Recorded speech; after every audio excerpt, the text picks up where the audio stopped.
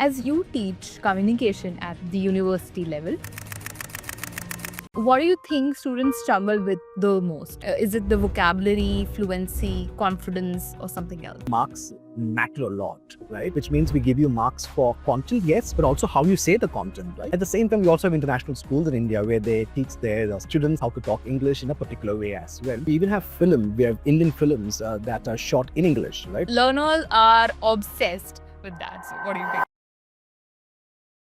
Hello and welcome to this Clapingo podcast. I am Ronak, and today's episode features a uniquely insightful guest. He is an assistant professor at Christ University, a passionate mental health advocate, and a researcher whose work explores identity, belonging, and the power of storytelling. With over a decade of teaching experience and a PhD underway, Mr. Agil brings deep expertise to everything he does, whether leading holistic education, publishing in various magazines, or guiding students towards emotional resilience. In our conversation today, we'll dive into the intersection of academia, mental well being, and migration, and home, what home truly means in a globalized world. So, Mr. Agil, I am thrilled to have you on this podcast. Thank you so much for joining us today. Thank you for having me. Thank you. So, to start with, Agil, can you tell me what the word home means to you,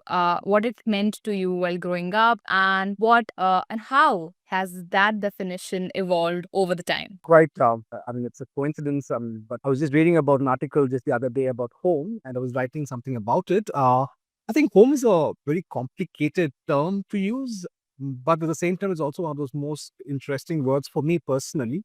So, what does home mean? I think home is a lot of things. A lot of factors would come in there. The people, the place in itself. It's not just the geography; it's beyond that. Many times, for example, when you're walking by the street. I tell this to my students all the time, especially the first years, when they've just left home and they've come to Bangalore city from faraway cities. I tell them when you're walking on the street and then someone's kitchen is open and then they get the smell of, let's say, someone frying jeera in mustard oil, it just evokes certain memories, right? So, it's not about the food sometimes, or let's say, since I grew up in the Gulf, I can relate with this when you have a lot of Gulf kids coming in and, they tell you that this is not how Pepsi tastes, so this is not how Coke tasted, or this is not how Kit Kat is, right? For them, it's not just merely taste. When they bite into that first Kit Kat that they haven't eaten in, let's say, a while, it brings back memories of home, right? So the home is not just the geography; it's the food, it's the culture, it's the people. Like I said earlier, it's memories. It's what they call in psychology associated memories, right? It's a lot of things. So for me, home is all of this. So if you ask me where home is right now, after having grown up in the Gulf, I'm not sure if I can call Gulf. It's been almost 10, 15 years since I'm there. I'm not sure if it's home anymore, but if the country where I grew up, if that was to play a match against India, let's say a football match, which it has, it's sometimes difficult for me to pick a team.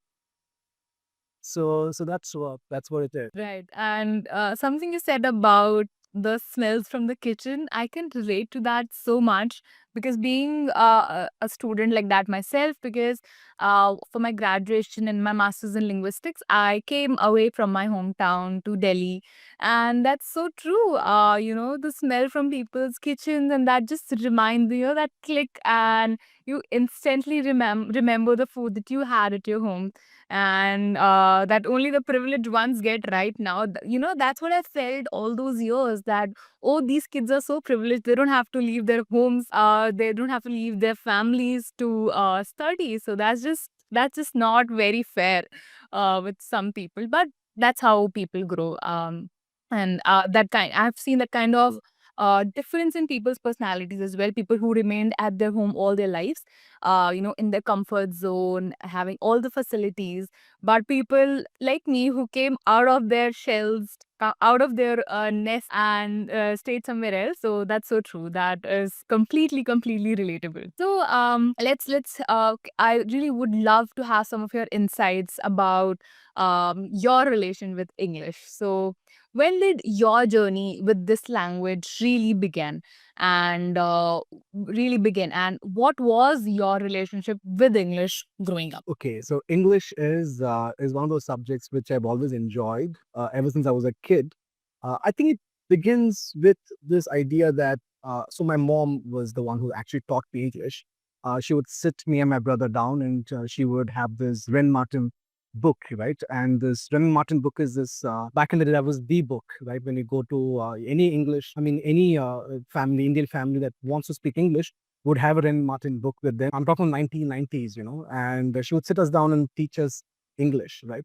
The funny part was, if she were to speak English when she comes to school for a parent-teacher meeting, etc., she would not only be able to communicate with the teachers in English, and then the teachers are quite surprised, like, how is this? I mean, this is only the mom who did teach you English, right? So I think that's from a very young age I realized, there's a difference between English that you learn in your school, in your textbook, the grammar, the composition is not the same as the English you speak, right? I mean, there's a very distinct there's a difference between the two, right? I think that was one of my earlier epiphanies about English. But I think my personal journey with English grew up, sort of grew when I began reading books. At a very young age, I would read books, which were my brother's textbook, or his novels that he had in school.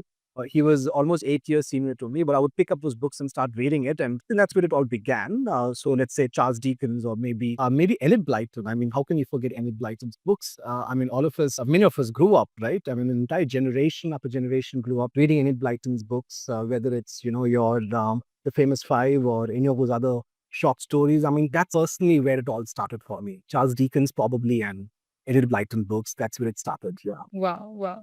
That's amazing. So, as a professor yourself, was there ever a time when you were underconfident and you felt that kind of discomfort with English, and how did you overcome that?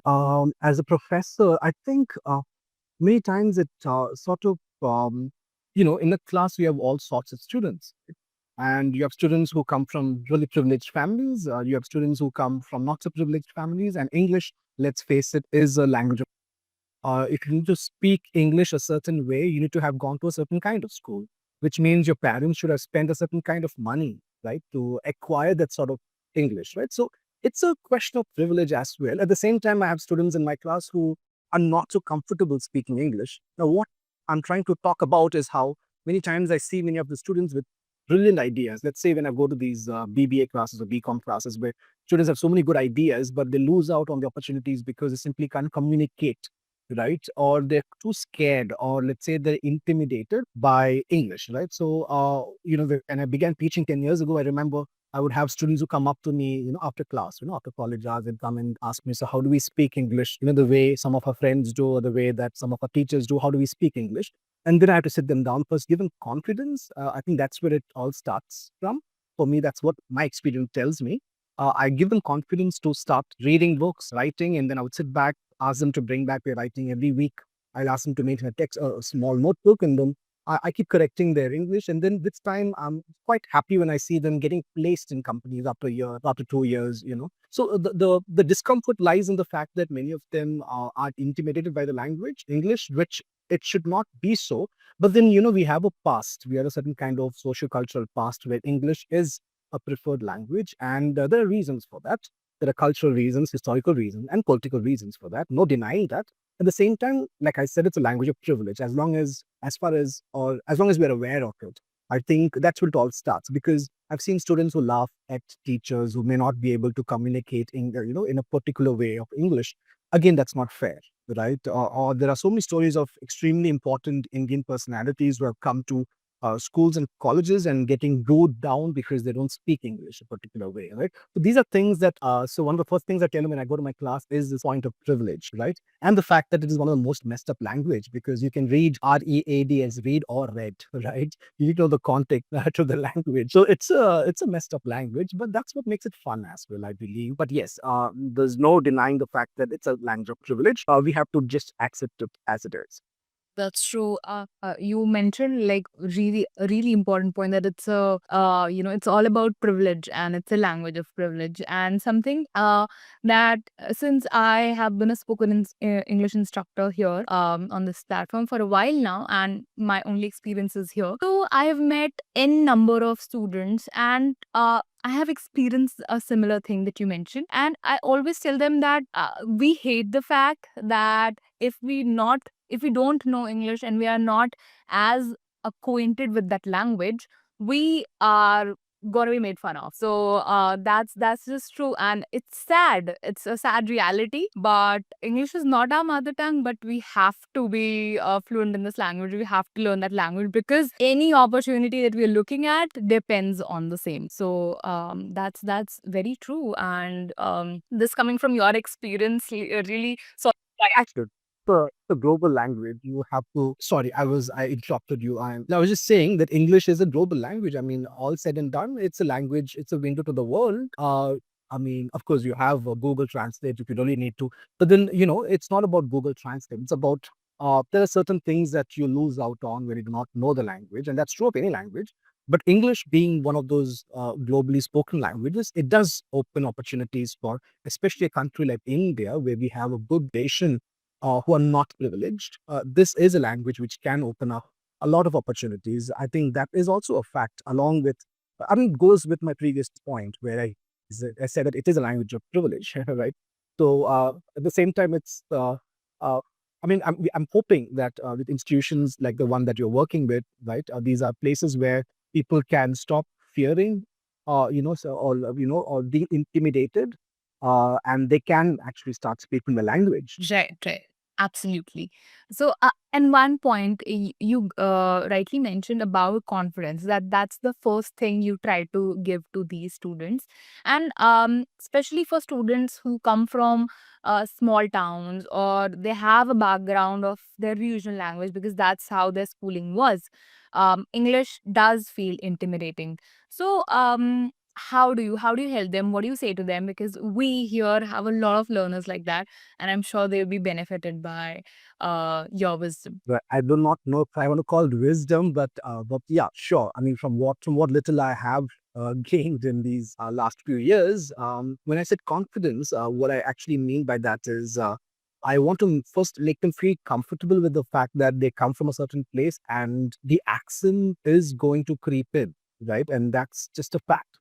I'm not just an English language teacher, I'm also an English literature teacher, right? So one of the aspects that we talk about in literature, especially in Indian literature, is the fact that there is something in Indian English as well, right? I mean, there's an Indian variation or a variant of English in which, for example, I think Shashi Tharoor talks about it, right? About how the names of certain vegetables, it's only there in India. It's not, I think he talks about brinjal, I think, which is Indian English, right? It's not real word. I mean, they have another word for that in England, probably.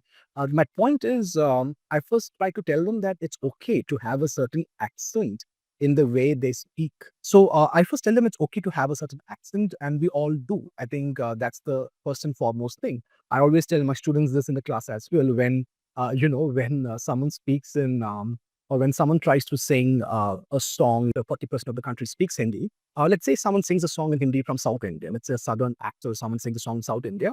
I'm sorry, Hindi song South India, yes. There's a certain accent that comes in, and a French person or a Russian person was supposed to sing the same Hindi song. All of a sudden, it becomes cute. That's a cute way of singing the song, right?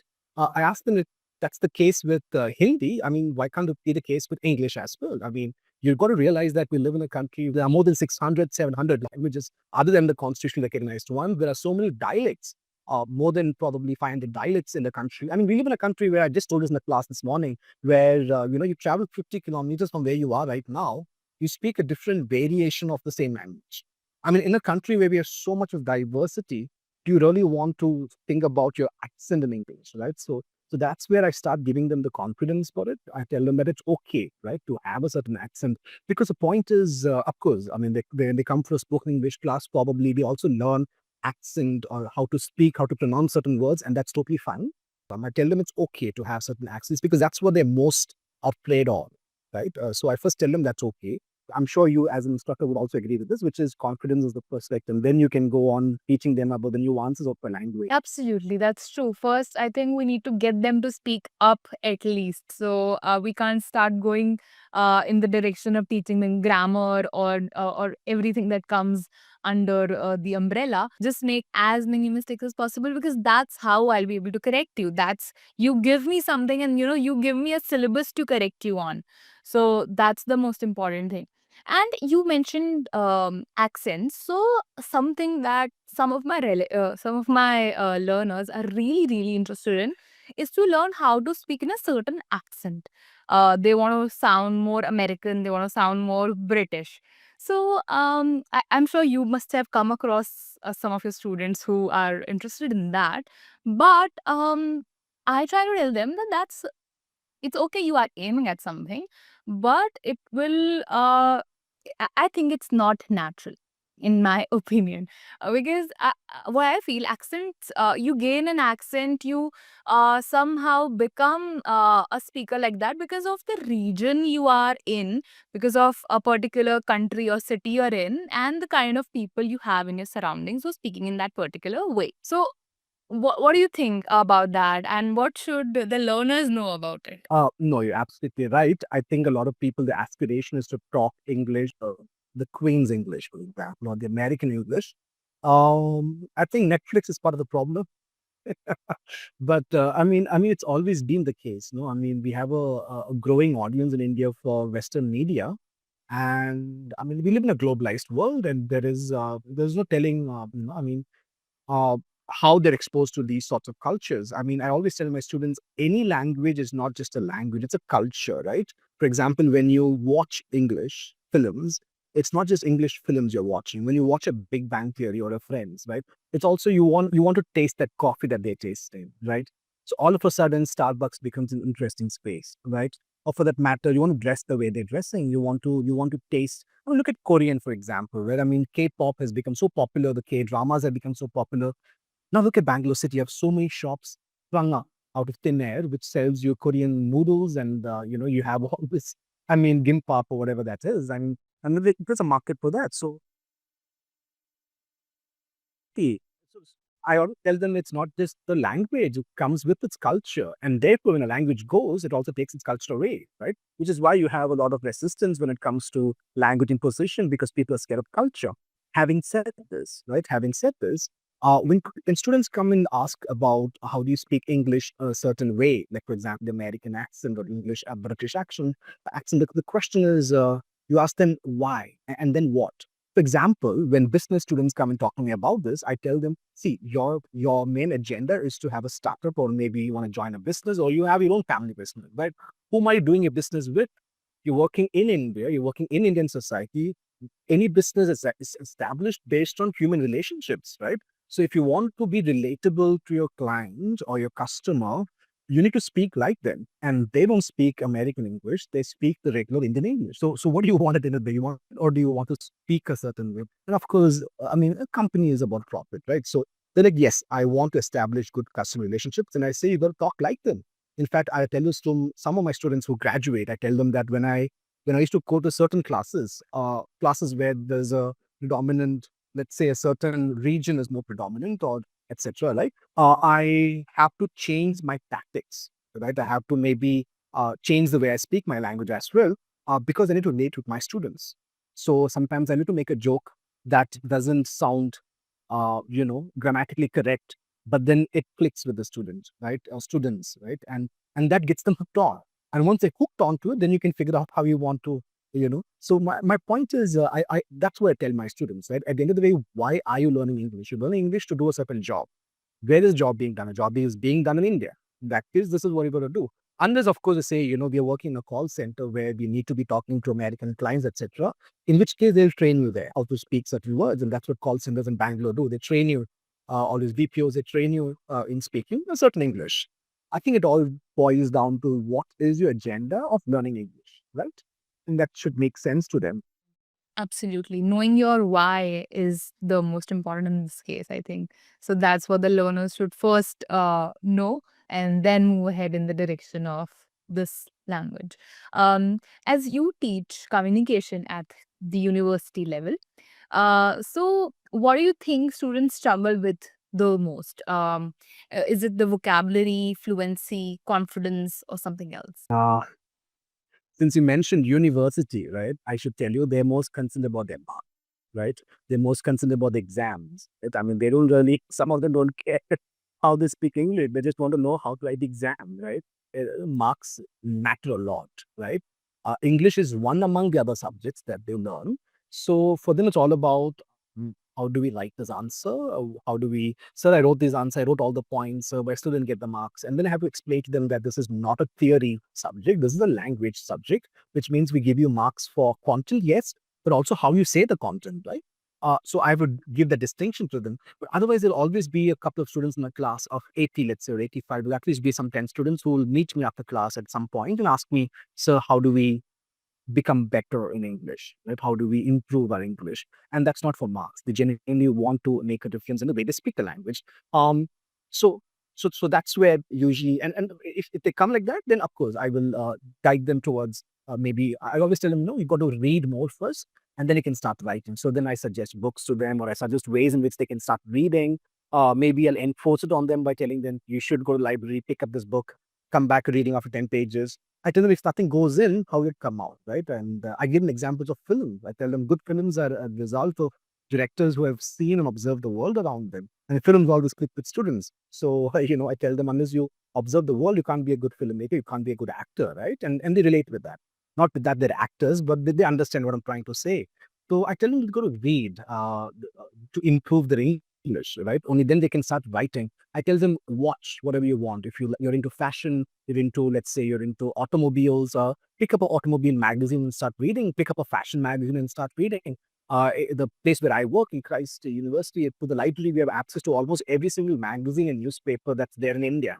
So I tell them there's no dearth of literature for you. Right? Pick up what you want. If nothing, watch Netflix documentary, right, on a topic that you like with the subtitles on, right? So then I tell them that way they can see, hear, and read, right? Which I think works well for them. So that's how I usually navigate that aspect. You're right. That's something one of my English teachers told us. Where I was in probably standard 6 or 7. That if you want to read better, write better, you have to read a lot, read more. And if you want to speak better, you need to listen more. So that thing stuck with me, and I remember it till date. And that's what I tell all my learners. Thank to Sophia ma'am that she told me something. She told us something like this, and that's really really helpful when it comes to this language, because I have learners who want to write better as well, who want to speak better as well. So there's all kind of learners that we have. So when it comes to grammar in particular, do you think it is overrated when it comes to building confidence in spoken English? Because learners are obsessed with that. So what do you think? I think uh, the days that my mom used to spend with us on Ren and Martin books are over. Right, those days are over. I think if I were to again, just an hour ago when I was in a class, I was teaching them how to use punctuations. And I was telling them, when you want to use a comma, there are some grammatical rules, there's some do's and don'ts. But the simple thing I could tell you would be when you read a sentence, look at how or where you naturally pause, and that's where you put the comma, right? I told them this is just a starting entry point. Afterwards, there are very structured rules about punctuations, but as a starting point, this is a good place to enter punctuations, right?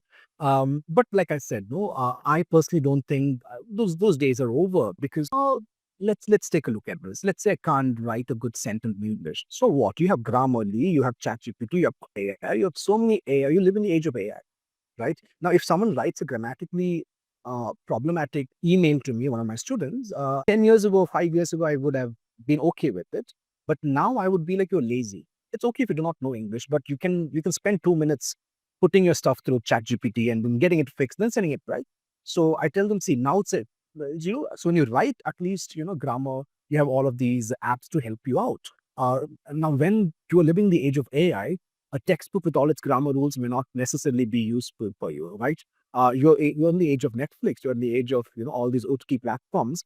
I think their chances of improving their language is way higher now because they have exposure to media now, right? I mean, you have a YouTube channel if you want to learn about punctuations. You have a YouTube channel if you want to learn about construction of, let's say, reported speech and direct and direct speech. I mean, there is media all around you. So I think grammar is important, but I tell them when students, companies specifically in grammar issues, I tell them maybe don't break your head over grammar rules, right? Do's and don'ts. That's what we did when we were kids. You don't have to do that, right? I mean, today you have all of this media, right? Exposes, like I said, my earlier point. watch Netflix film or a documentary or a series, provided it comes from a good source.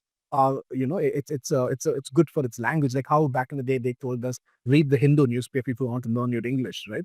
Something or watch the BBC, right? Today you have so many BBCs. There are so many variants of it. Watch one of those, and that's one way you can pick up your grammar. But I tell them the grammar needs to be picked up, right, as you go.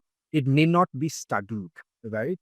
And that's more effective than teaching them the do's and don'ts of grammar, at least for me, right? I have not been formally trained in English language teaching. I'm sure there are teachers who are trained in English language teaching, like yourself, who would have a lot of bones, and I'm sure you can take it to class in an effective manner. But when you talk about university spaces where there are students who really know English and then there are students who not know English very well, and then I should take a class with 85 students, then maybe this do's and don'ts may not necessarily work, right? You need a different ball. It's a different ball game when you're in a class of 85 students with diverse levels of English proficiency. Yeah, but it comes with, the starting point I would tell them is watch your film. So that's something they enjoy doing anyways, right? Yeah, they're anyway going to be watching the movies, why not in English? So that's true. And that's what I tell my learners as well, that if you get stuck with trying to have the correct grammar, the perfect grammar in every one of the sentences, you will be stuck there. You will not move ahead with the spoken English part that we're really aiming at right now. So, along the way, I think when you are more connected with the language, you have a group of people that you're talking to, eventually you will be polishing your grammar that way as well. And continuous practice on a platform like ours, where you have teachers who give you corrections at the moment, so that you can correct it along the way. I hope that is the right thing to tell to the learners as well. Absolutely. That's absolutely fine because role playing, for example, or some sort of simulations, these work in a classroom, right? The only problem we have in India is that the higher education is quite concentrated. Right? There's a lot of, like I said, the teacher student ratio is 1 is to 80 or 1 is to 70, in which case some of these role plays or some of these scenarios may not work. But when you have a spoken English class where you have a control over how many students you can admit, I think some of these mechanisms or these techniques you just mentioned are beautiful. I mean, they can work wonders with groups. But the other thing, right, we need to see, at least in university spaces, how we can use the techniques that you have told, right? How can we use that in a larger classroom? That's a challenge some of us English teachers face in the university space, right? That's a challenge that we do face. And do I have an answer for that? I don't have one right now. But yes, what we are trying to do is expand or build on the techniques that instructors like you are trained in. Expand on that, build on that, and maybe tweak it for a larger classroom. But what you said is absolutely right. That is the way to go about it. That you talk to, expose yourself, or you have friends, or you start talking to each other in English, even if it's broken English. You start doing that, and if you have a mentor or a teacher to stand by and then correct you, even better. Right?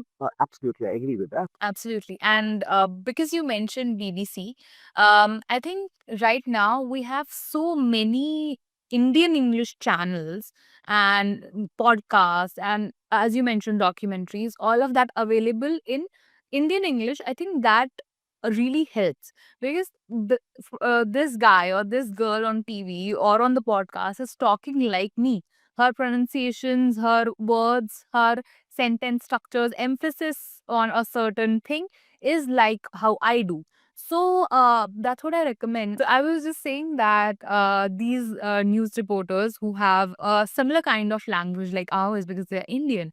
So I think those are more helpful as compared to watching some other channel. That's for beginners especially, because they are getting to learn the language, and then when it comes with an accent added to it, so probably would make things a little trickier in that way. So I was mentioning Palki Sharma, so she's one of the journalists I love listening to.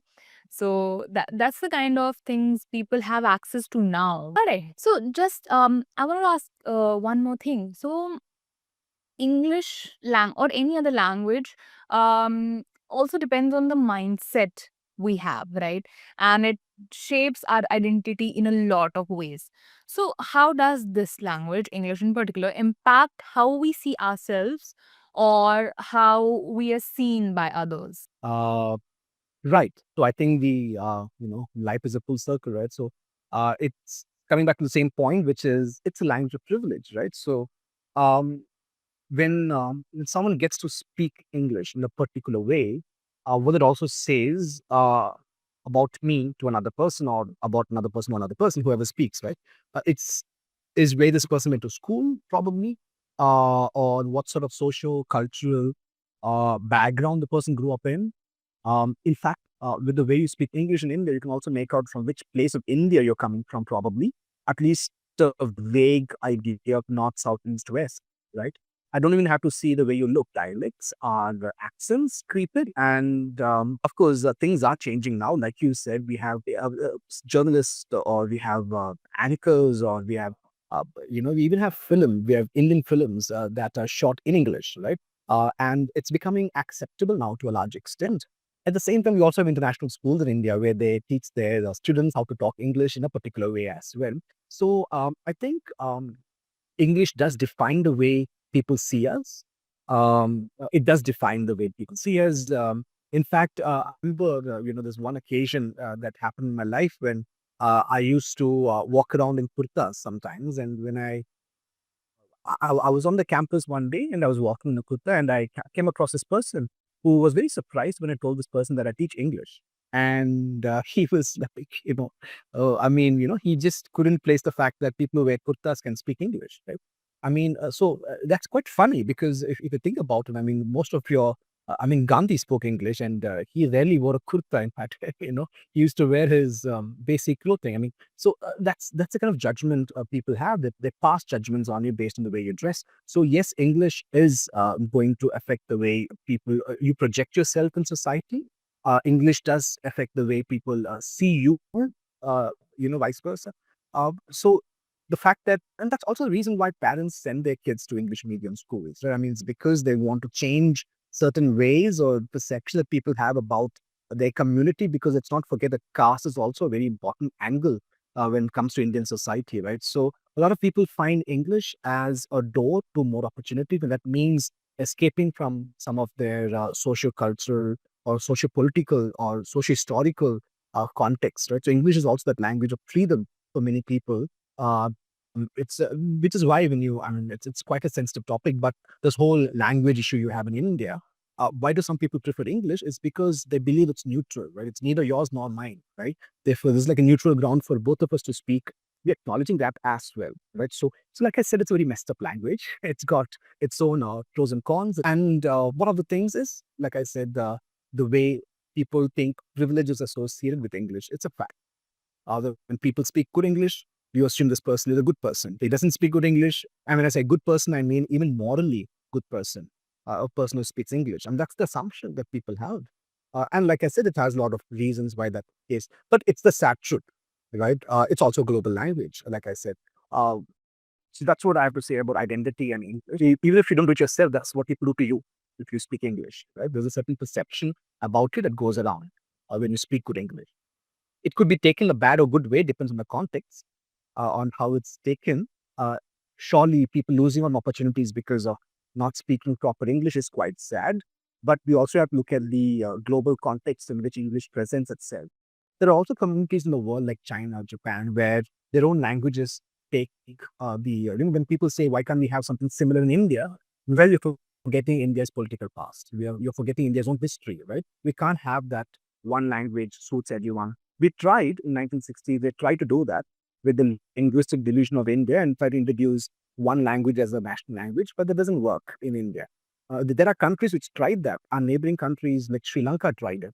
And you saw what happened there. I mean, it led to a huge civil war, right? So I think the people who decided that we'll not have a Rashtra Bhasha, instead we'll have official languages, they didn't know what they were getting into, right? So I think it's been almost 70 years since our independence, 80 years since independence. We have we have started taking ownership for English. India owns English now in the sense, we have our own variation of it. We had Indian English, not one, but we had so many Indian Englishes. And I think we have reached a point where we're comfortable with it, right? I think that's what I have to say about. That's true. We have our own English now. But something you mentioned about colonization and how but we have that similar past, and some other countries that were colonized do have the same past like ours, but now they're completely against this language. But they have, they focus on their own language. But I think that's a completely separate topic. That's a huge thing to get into, I feel, but I would love to have that conversation with you sometime as well. But right now, since this podcast is all about English, so a lot of my learners come to me and they want to become effective communicators. Okay. Um, do you think that is possible to become an effective communicator, even if we don't speak the perfect English? Absolutely, absolutely, because you could speak refined, beautiful English and still be a ineffective communicator, right? Because when it comes to communication, body language matters. You have verbal cues, non-verbal cues. You have, the way you hold your eye, your accent comes in. Even if you have a good English, but then there's a certain accent comes in. Your eye contact, like I said, mentioned before. Some people even say the way you're dressed can make an impact. So all of this adds in when you want to call yourself an effective. You need to read the room, right? You need to know. Sometimes students tell me this when they sit for these lectures, maybe common lectures that they have with invited guests. So if sometimes even teachers say this, which is, sometimes the speaker does not know to read the room, and maybe it's all very effective in the first 1 hour, and then by the end of the second hour, people are tired, right? Then you lost your audience. Mastery over the language. There's a lot of other factors that comes in, and language is one of those aspects, just one, because you could speak a little what people might consider funny English and still have the entire audience in a rapture, right? You can still have them within the palm of your hands, even if you speak funny English, right? And that's because that just proves, right, that for effective communication, there are other aspects that are also important along with language, right? But I don't personally think language is the most important aspect there. There are non-verbal cues as well, which has to be taken into consideration, which is why we have soft skills training. We train our students in soft skills because it's not enough to speak English.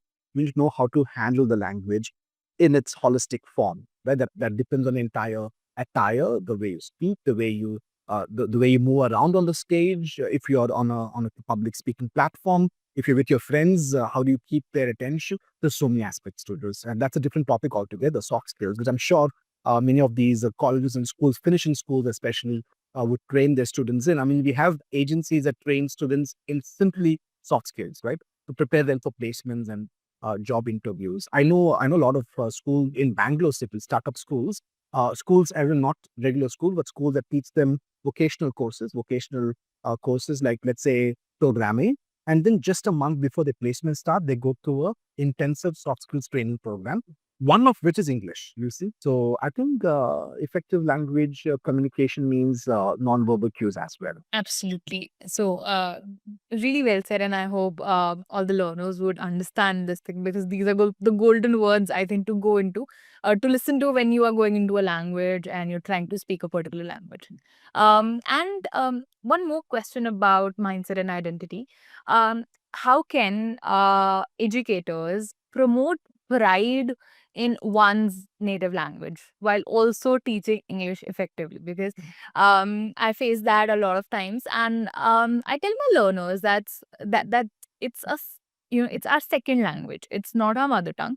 So it's not that our mother tongue is not good or it's less than any language. So what should we do in a similar situation, and what should learners understand about it as well? Taking pride in your own culture. I think a lot of people agree with the fact that unless you have, I mean, the problem with not knowing your own culture from where you come from leads to forms of identity crisis because you're not sure where you stand. For example, let's say a kid, let's say an Indian kid, let's say from Bangalore, right, who's growing up in the Gulf, right, or in some other country for that matter. Let's take the Gulf since that's where I came from. I remember this one family friend of mine who told us, since I'm from Kerala, right, I remember this one time that someone said, you kids, your Gulf kids don't speak Arabic, nor do you speak English like the English, nor do you speak Malayalam like the Malayalis, right? And then that's stream. I mean, where do you belong? So if you were to ask me how to make people comfortable with them, maybe one activity that I could try in my class would be maybe ask students to talk about their, let's say, let's say the Mysore Park, right? Since that's been in the news for a while now, let's say the Mysore Park, right? How do I tell? Let's say I ask my student to explain to me. Maybe they can go and read up about how it's made, how Mysore Park is made in their own language, and then let them come to class and explain to their classmates who are not from Mysore or not from Karnataka for that matter, how this is made in English. Now they've got to find words now, right? How do I use like basin, for example? How do I say basin in English, right? Or how do I use certain? So now they understand. So now when they're looking for words, searching for words, what we're trying to prove to them is that your culture is worth the world needs to know your culture. But if we're interested in your culture, we want to know how or what Mysore Park is. But in order to tell us what it is, you got to speak it or tell to us, explain that to us in English, right? So now they have to search for words. Okay, how do I say basin in English? Right? How do I say, maybe there's a wok in which I have to make the sugar, right? So melt the sugar. So what's the word for that in English, right? So now they go and search and oh, that's a wok, WOK, right? So I think this way they don't demean their language because or their culture for that matter because they're explaining their culture to us in English. So both of it gets equal. I mean, that's something I did try in a smaller class I once had. It sort of worked out quite well as well. I think that's what I would do if I were to teach students talk about their own culture in English, right? And that we are doing justice, hopefully, to their own culture and to this language called English. Right, right. I think that would be super helpful. And now I really would love to know some practical tips for all English learners who are listening to us. So, for someone who is just starting to learn English and they feel stuck, so how should they get started? Where should they start exactly? I think number one would be if you could have, I mean, back in the day before the age of AI, I would recommend having a buddy or the teacher, right? Or someone, a peer maybe, who's good in English.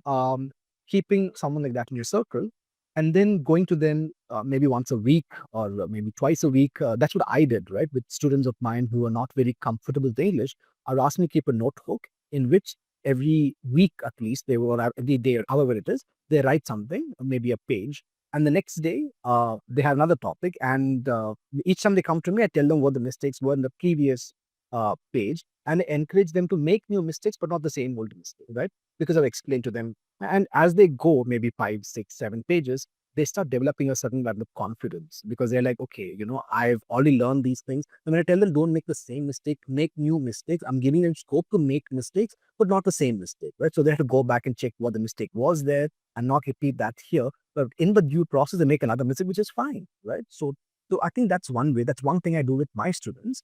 That's something that whoever is listening to us could also try. The only thing you need is you need someone to go through this thing that you're writing, right? It could be a buddy or a peer or a teacher, or it could even be AI. Probably you could use AI for that as well. Why not? The second thing I would do is, like I said earlier, I would encourage them to watch something that they like, Netflix or on Amazon Prime, and most of the people have access to these sites and these OTT platforms. I would ask them to do it, watch whatever they want, right? Provided it has English subtitles. That's the second thing that I say, and it works out for them. The third would be I would ask them to expose themselves to more people who speak the language, right? English, right? So then they maybe I sometimes it's a smaller class. I pair them up with someone who speaks English, and these are smaller classes where there's already an established rapport. So there is no hierarchy where I speak better English than you, therefore I am a little higher up than you. So these are classes where all established good rapports and good friendships, or ask each other to help each other out. Again, this only works out in smaller setups. So for those of them who are in big or large classrooms, this may not really be effective. These are three things I usually do as a starting for a basic learner or beginner. These are especially the first two, right, where you are writing and someone is reading it for you and encouraging your mistakes. Second is access to one of these OTT platforms, or for that matter, any media. Even a YouTube video should do it, right? As long as you have the subtitles on, because like you said, right, and like I was also trying to hint at, to speak, you need to listen, to read, you need to write, you need to read, right? So when you watch a film, all of it happens together. So I think that's what I would recommend. Since students love to watch films, documentaries and series, it's a win-win situation for everyone. They watch, enjoy, and learn. Absolutely. Yes, I think these are super helpful tips. And so, something about your personal experience with this language and your work. Has there or is there any one moment where speaking English gave you an opportunity that you probably wouldn't have had otherwise? Speaking English. Um, I think it went back to my grade three when I used to stutter a lot when I was a kid. I used to stammer a lot when I was a kid, and I remember this one time that my one of my teachers gave me a project to do, and I did do the project quite well. But then she wasn't very confident about. So it was an exhibition, a school exhibition. She wasn't very confident about my skills in talking. Although she knew I could speak English, she wasn't very confident because of my stuttering problem. So she got the project done from me, but then she allotted another student to speak about the project in the exhibition. That hurt me a lot because I was just 8 years old, 9 years old. And my English teacher came rescue, when she got to know what happened, she came to me and she asked, "Can you make one more project and you speak about it?" Right. And I remember, and the reason she came to me is because she was quite confident about my English skills, and she said, just make some project. I'll give you a spot in the exhibition and you can speak about that. And I remember making a farmhouse with me and my friend. We made a farmhouse and the two of us were speaking. And I remember this was in the Gulf, right? So we had one day of exhibition where the local schools would come, the local Arab school, the Arabic schools would come. And one of these Arabic teachers, she was there and she came and she saw me speaking and she hugged me. She was a teacher. I was just third standard. She hugged me, she even kissed me, and she was like in broken English because she was an Arabic teacher. She said that was marvelous, and I remember turning and looking at my teacher, and she had tears in her eyes, and I had tears in my eyes, and I was like, okay, what's going on? But the point I was trying to make was that's when I realized that okay, this is what I want to do when I grow up. This is what I want to be, and I think 25 years later, I did manage to become an English teacher, but that was the opportunity I got. I always think about that moment in my life. And that was what opened all these doors for me in the last 25 years of my life, especially in the last 10 years teaching at Christ University. What opened up more opportunities for me was the fact that I could, handle the language like a lot of teachers do. I could handle the language as well. Um, I think it all began when I was 8 years old, right? It started a series of things for me personally. The English was always one subject that always stood out because in class 11 and 12, I used to always fail in my science subjects, but English, I would always top the class. So yeah, I think I always had the personal connect with the language, with the subject, not the language. I mean, language always came with it. The subject of English was always something really close to my heart, and that always opened up. It never, let's say, it never turned its back on me. All right, all right. So I think that was a lovely story that you shared, and I think you would never forget that ever. That's such powerful thing that happened with you. So that was truly lovely. So thank you for sharing that. So finally, just a little rapid fire for you. You please tell us what your favorite English word is and its meaning, please. Taboo, but the word taboo, it means, it means something that we don't speak about often in public, not a go-to subject. Yeah. Okay, okay. Coming from a communicator and communication trainer. Wow. Okay. And a grammar rule that you secretly dislike. This whole thing about half an hour and half hour, I'm still trying to figure it out. Right? Yes. That's confusing. True. And one English book everyone should read. I never recommend books to anyone. But like I said earlier, I think books that I grew up with, Enid Blyton books, or I mean, a Harry Potter book, Sherlock Holmes. These are books that I read. I grew up, so I don't have an answer for that. I think I lost that round. Alright, I think, but you will still be benefited from your experience and your list and range of all the authors that you just mentioned. All right, one phrase that you say to students who feel nervous while speaking. I tell them go on. Sometimes they stop, and then I'm like, I edge them forward. I'm like, it's okay, go on. So I have to use my body as well, and then tell go on, and then they go on. I think that my two words, they go on. That's wonderful. Simple words are really powerful. That I think somebody told me one of this word, like one of such words, is that when you're feeling lazy throughout the day and you just don't feel like doing anything, just tell yourself, do it, do it. Just do and do it. This is super helpful, and people have found it very effective to work with. So that's go on is going to be my next go to phrase for all my learners. So I think that's amazing. So, Mr. Agal, thank you so much. Thank you. Thank you for such thoughtful and such inspiring words, such a conversation. From breaking the fear around English speaking and to understanding how language shapes our confidence, language shapes our identity. This has really been a very, very powerful session. Thank you. Thank you for having me once again.